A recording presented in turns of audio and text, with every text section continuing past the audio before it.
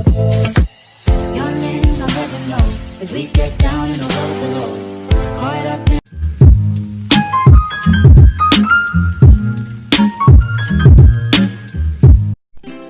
Assalamualaikum warahmatullahi wabarakatuh. Nama saya Dini Islamiati dengan NIM 11992300036 dari Prodi Manajemen Keuangan Syariah semester 3 kelas A. Di sini saya akan menjelaskan beberapa materi UTS atau ujian tengah semester. Yang pertama, tugas pokok Bank Indonesia. Tugas pokok Bank Indonesia yang pertama ada menjaga kestabilan nilai rupiah terhadap barang dan jasa dan terhadap mata uang negara lain. Yang kedua, membuat dan mengawasi regulasi untuk semua bank yang ada di Indonesia. Yang ketiga, melakukan penelitian juga pemantauan. Yang keempat, menyimpan uang kas negara dan memberikan dana bantuan kepada bank-bank di Indonesia yang sedang mengalami krisis. Yang kedua, tugas, fungsi, dan tujuan POJK. Apa sih itu OJK? OJK atau Otoritas Jasa Keuangan adalah lembaga independen yang mempunyai fungsi, tugas, wewenang pengaturan, pemeriksaan, penyidikan, dan pengawasan. Tugas OJK yang pertama adalah mengatur dan mengawasi perbankan seperti Bank Umum, Bank Syariah, BPR, atau BPRS. Yang kedua, mengatur atau mengawasi pasar modal seperti perusahaan sekuritas dan manajer investasi. Lalu yang ketiga itu mengatur atau mengawasi IKNB atau industri keuangan non-bank yang seperti perasuransian, dana pensiun, lembaga pembiayaan, dan lembaga jasa keuangan lainnya. Selanjutnya, fungsi POJK. Fungsi POJK adalah menyelenggarakan sistem pengaturan dan pengawasan yang terintegrasi terhadap seluruh kegiatan di sektor keuangan. Lalu selanjutnya ada tujuan POJK. Tujuan POJK yang pertama adalah mendorong kegiatan sektor jasa keuangan agar terselenggara secara teratur, adil, transparan, dan akuntabel. Yang kedua, mewujudkan sistem keuangan yang tumbuh secara berkelanjutan dan stabil.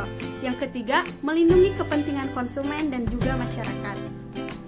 Yang ketiga, pasar modal syariah adalah instrumen keuangan jangka panjang yang mengelola perdagangan surat utang, saham, dan reksadana yang menerapkan prinsip syariah sebagai landasan sistem kerjanya.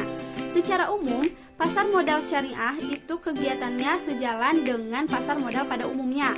Namun demikian, terdapat beberapa karakteristik khusus pasar modal syariah, yaitu seperti produk dan mekanisme transaksinya tidak boleh bertentangan dengan prinsip syariah di pasar modal. Selanjutnya ada perbedaan dari saham, sukuk, dan reksadana syariah. Apa sih itu saham?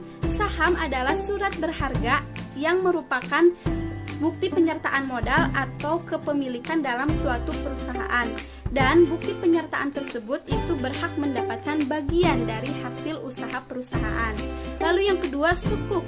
Sukuk adalah efek syariah yang berupa sertifikat atau bukti kepemilikan yang bernilai sama dan mewakili bagian yang tidak terpisahkan atau yang tidak terbagi atas aset yang mendasarinya.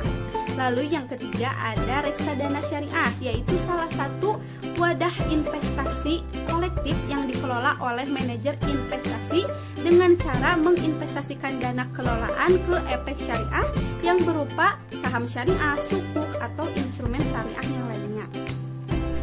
Yang keempat, dana asuransi itu boleh diambil di saat tengah-tengah kita sedang bertransaksi. Kenapa? Karena asuransi syariah itu mempunyai prinsip usaha yang saling tolong-menolong dan saling melindungi.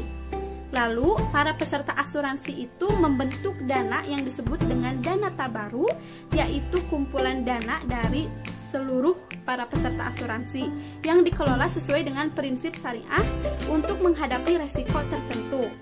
Dan dari dana inilah yang nantinya akan membantu para peserta yang mengalami musibah. Sekian yang dapat saya paparkan, kurang lebihnya mohon dimaafkan. Wabillahi taufiq wal hidayah. Wassalamualaikum warahmatullahi wabarakatuh.